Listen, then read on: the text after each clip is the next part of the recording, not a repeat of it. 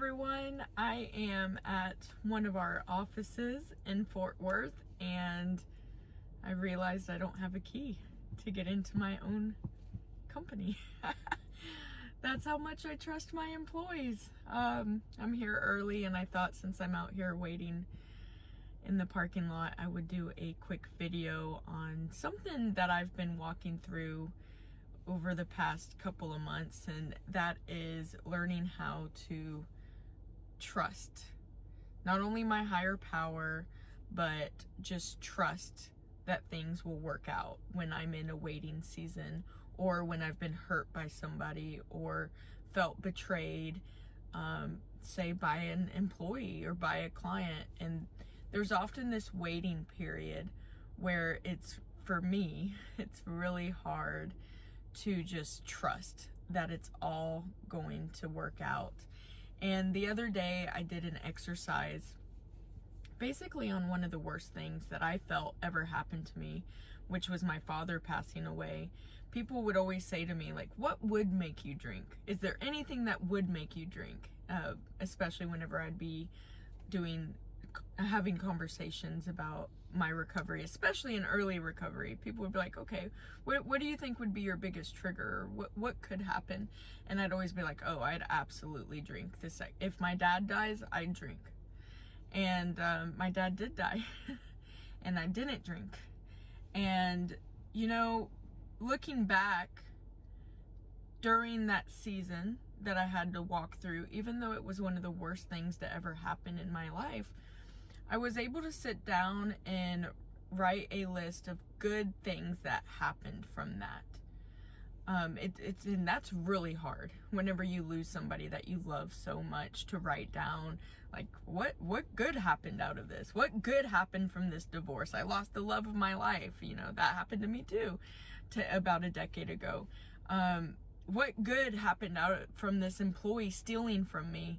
And, what good happened from losing this client? You know, there's a lot of, when we're in the middle of something that's happened that seems so bad, it's hard to see the good in it. But a great exercise, and what I did the other day, was look back at something that had happened, say, a year ago, 2 years ago, 3 years ago, even 10 years ago.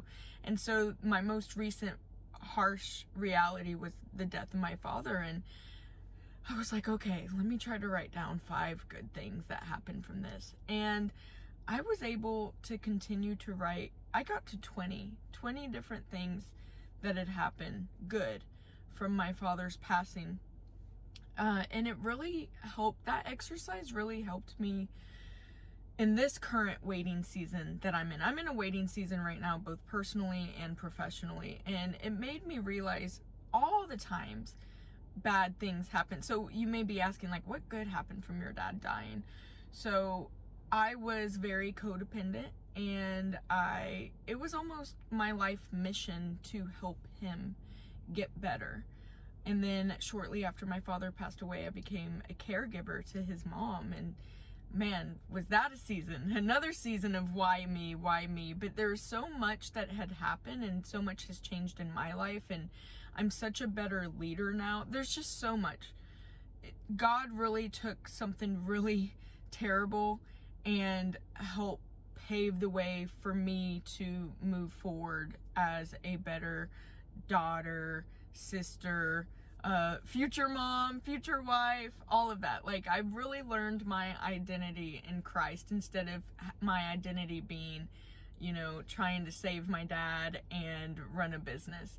So I also looked at things, you know, like getting fired from one of my TV news jobs. Like, that was definitely self-destructive. That was something I did on my own, because sometimes bad things just happen, like a death or somebody stealing from us, and we're like, why me? That's a really hard waiting period, right? Because you're like, why me? This isn't fair.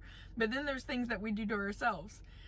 For me, like when I got fired from the TV news job, reply all button, that pesky button. Yeah, I got fired over an email. But I wouldn't have ever went and worked for a PR firm, then started my own. I probably wouldn't have ended up doing all types of different pitch competitions for entrepreneurial ventures. Here's one of my recruiters that is telling me she's here. I always say that I'm not going to end a video if it gets interrupted because I'm trying to speak from my heart. So back to what I was saying. I wouldn't have done a whole bunch of those things. And then had I not got my heart broken and got divorced, I can promise you I wouldn't be in this business. That's for absolute sure. And then drug addiction and alcoholism. I've been very open with all of you guys on those things that I have endured, and those are self-destructive things that I did to myself, that I found myself arrested and in jail because of decisions I've made. And guess what? I can still sit down and make a list of all good things that happened through that. So if good things can still happen through self-destructive behaviors and things that you've done to yourself, how is it that we can't trust that good things aren't going to come of situations that happen, even when we feel that we are walking a straight line? So I know I haven't posted a video in a while because, like I said, I've been in this waiting season, both personally and professionally, just waiting on some things. And I've really, that exercise that I did of writing down different things that happened through trials of the past really restored my faith and helps me have more joy in just trusting my higher power that everything is going to work out exactly as it should. I hope that this little ramble helped somebody today. I hope you guys have an amazing week. I'm gonna go get into the office and get to work. Bye.